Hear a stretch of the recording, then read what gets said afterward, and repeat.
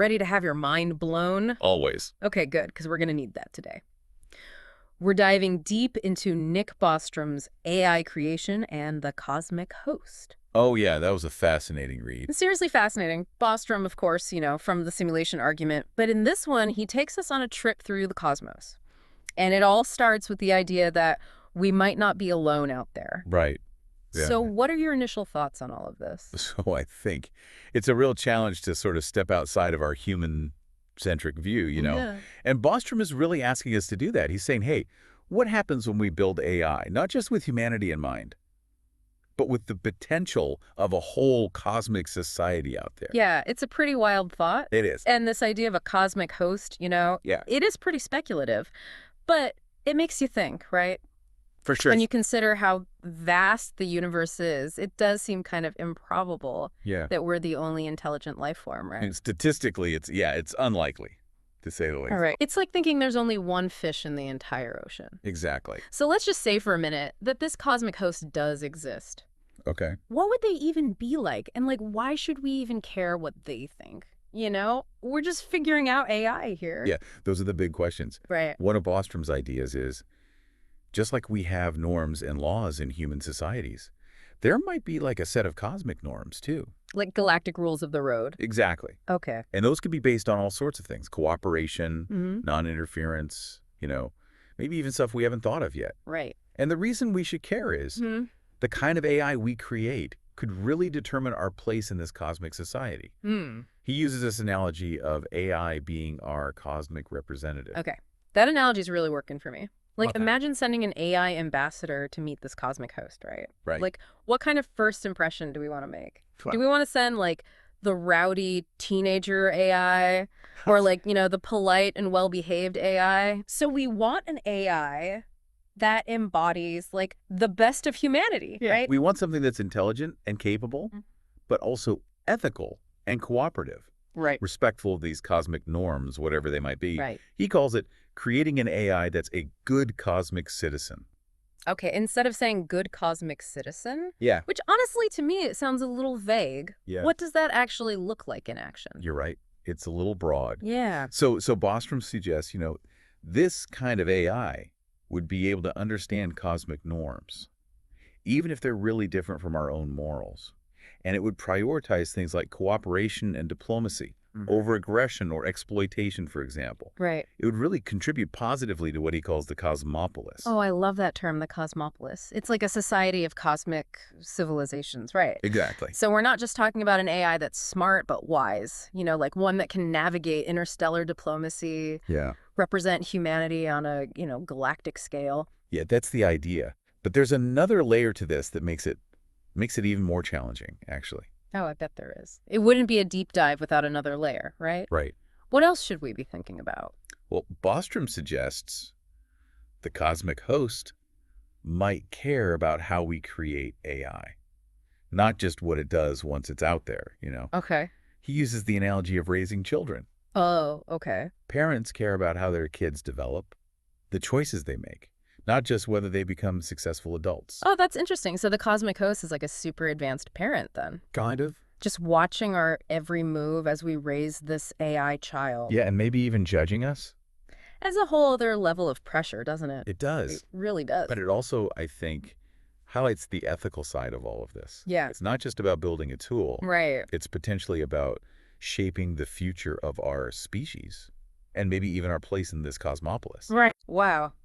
Okay, lots to unpack there. But we're just getting started. We'll be right back after a quick break to dive even deeper into Bostrom's ideas.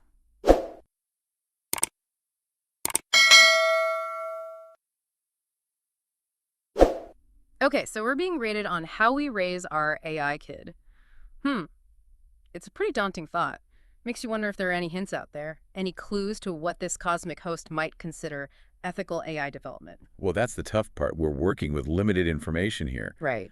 Bostrom doesn't exactly give us a cosmic rule book. Yeah. But he does point out, even if we could figure out what the cosmic host values today, those values could change over time. Oh, yeah, for sure. Just like norms here on Earth are constantly evolving, what was considered acceptable centuries ago is totally different now. Exactly. So even if we programmed our AI with like a perfect understanding of today's cosmic norms, who knows what the rules will be in a century? Right. And then there's the whole challenge of actually programming morality into an AI in the first place. Right. That's the AI alignment problem. Yeah. Oh, yeah, the AI alignment problem. For our listeners who maybe haven't encountered that term before, it's basically the challenge of making sure super intelligent AI doesn't end up doing things we don't want it to do. Right. Even if those actions seem logical from the AI's perspective, it's like, Right. how do you teach a child the difference between right and wrong? But on an exponentially more complex scale. Exactly. Okay. And when you factor in a cosmic host with its own set of values, values we might not even comprehend, Yeah. the alignment problem gets even more mind-boggling. Yeah. It's like trying to hit a moving target in the dark. Oh, I like that analogy. A moving target in the dark.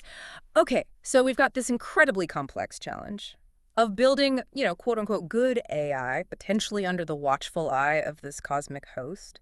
But we can't forget about the other piece of this puzzle, the existential risks we face. Absolutely, that's crucial. Right. Bostrom argues that delaying the development of superintelligent AI Yeah. actually increases the chance that humanity never gets there at all. Because we face all these existential threats, right? Natural disasters, pandemics, climate change, Oh, yeah. and of course the possibility of self-destruction. Right, nuclear war, all that. Exactly. It's like we're trying to outrun a cosmic tidal wave, while simultaneously building this very delicate, very important sandcastle. A very delicate sand. Talk about pressure. Yeah. Yeah. So where does that leave us in terms of timeline? Well, Bostrom doesn't give a clear answer on whether we should be rushing or delaying AI development. Right. It's a balancing act. Okay. On the one hand, we need to move quickly enough to mitigate those existential risks. Right. Got to outrun that tidal wave. Exactly. But rushing could lead to poorly aligned AI, Yeah. which could be just as catastrophic. Right. Especially if the cosmic host is watching and judging our every move. Right. Makes you wonder, do they even want us to create super intelligent AI? That's a fascinating question. Right. And Bostrom suggests the cosmic host might actually be in favor of it, Really? as long as it's the right kind of AI. Remember, right now, we're a pretty limited civilization, Yeah. confined to a single planet. A powerful, well-behaved AI could act as our representative on the cosmic stage. That's interesting. So they're looking for a competent spokesperson for planet Earth, someone or something that can interact with them on a more level playing field. That's a good way to put it. Like they're waiting for us to level up a little bit. Yeah, and this is where those different types of AI we talked about earlier become really important. Okay, remind me what those types were again. So Bostrom outlines 3 possibilities. Yep. The first, an ideal scenario, he calls cosmic host-aligned AI. Okay. This is an AI that basically shares the cosmic host's values and would even shut itself down if the host deemed it necessary. Wow. Okay, the ultimate yes man, cosmic edition. Obedient to a fault, Right. but maybe a little lacking in creativity or independent thought. Perhaps. Okay, what's the next one? Then you have cooperative AI.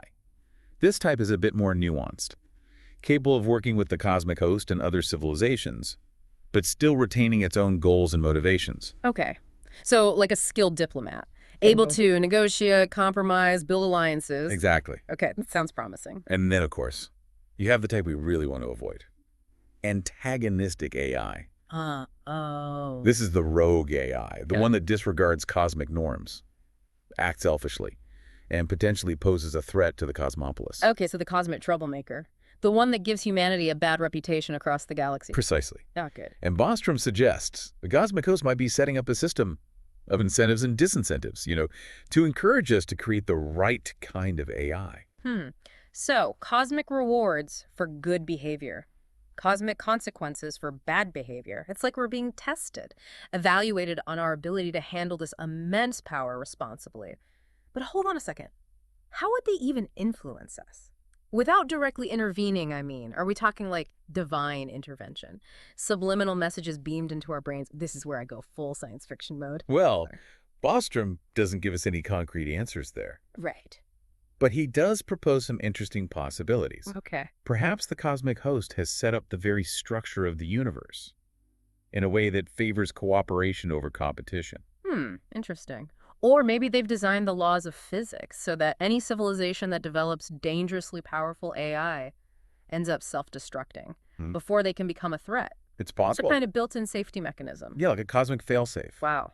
Ultimately, we don't know for sure how this cosmic influencing would work, Right. but the key takeaway is we might not be acting entirely on our own. Our choices, our decisions about AI development could be subtly shaped by forces we don't fully understand. Okay, so let me get this straight.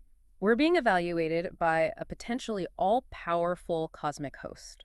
We're racing against existential threats, and we have to navigate the complexities of game theory and AI alignment, all while trying to figure out what this cosmic host even wants from us. This is starting to feel like a pretty high-stakes cosmic game. It certainly is. Whoa. And that's precisely why. Bostrom argues for humility and caution. Okay. We need to recognize we're not the only players on this cosmic stage. Right. And our actions could have consequences far beyond our planet and our time. Right. It's not just about humanity's future anymore. It's about our place in the cosmopolis. Okay, big stuff. Lots to think about there. We'll pick up right here after the break.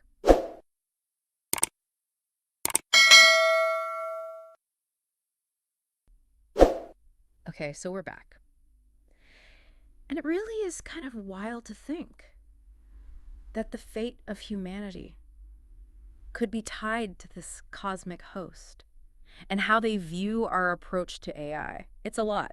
It really all boils down to this. How do we even move forward when we're essentially playing a game with rules we don't fully understand? Yeah, that is the million-dollar question, isn't it? It is. And while Bostrom doesn't give us a step-by-step guide or anything, Right. he does highlight some key principles that I think could be helpful here. Okay, give us something to hold on to here. Well, first and foremost, humility, Right. we need to acknowledge Yeah. that we might not have all the answers. Our Yeah. understanding of intelligence, Yeah. ethics, Mhm. even the nature of reality is Right. very limited. Yeah, a little less humanity is the center of the universe, and a little more we're just one small piece of a much larger cosmic puzzle. Exactly. Yeah. And this humility should extend to AI development too. Okay. We need to be cautious, deliberate, Yeah.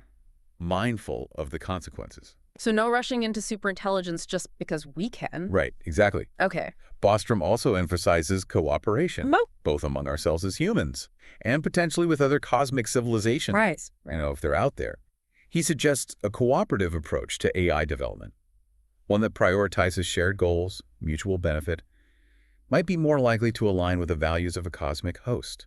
So instead of viewing AI as a weapon Right. or a tool for domination, Right. we should think of it more as a bridge, Right. a way to connect with other intelligent beings, learn from them. Exactly. Okay. And then finally, continuous learning and adaptation are key. Okay.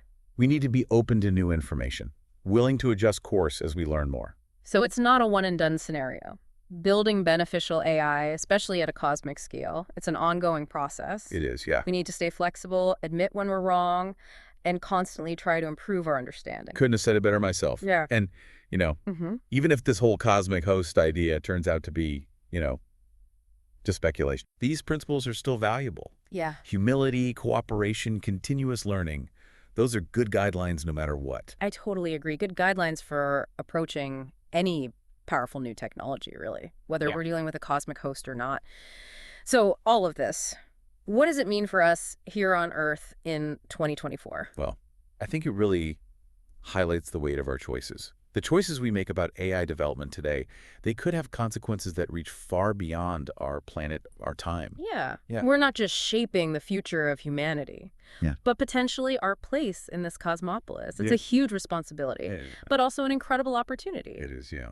So as we move forward, I think it's so important to keep asking these big questions. What kind of future do we want? What role do we want AI to play in that future? And how can we ensure our actions are aligned with the best interests of humanity and the wider cosmos? Big questions indeed. Lots to ponder, that's for sure. We've covered so much ground today. From the simulation argument to superintelligent AI, cosmic hosts, existential risks, ethical development. It's really mind-blowing stuff. So here's a final thought for you, dear listener, to contemplate as you go about your day. If we really are part of a vast cosmopolis, what kind of cosmic citizen do you want to be? A question worth pondering. It is. After all, we're all writing our chapters in this grand cosmic narrative. I love that thought. Thank you so much for joining us on this deep dive into the fascinating and thought-provoking work of Nick Bostrom. Until next time, keep exploring, keep questioning, and keep looking up at the stars.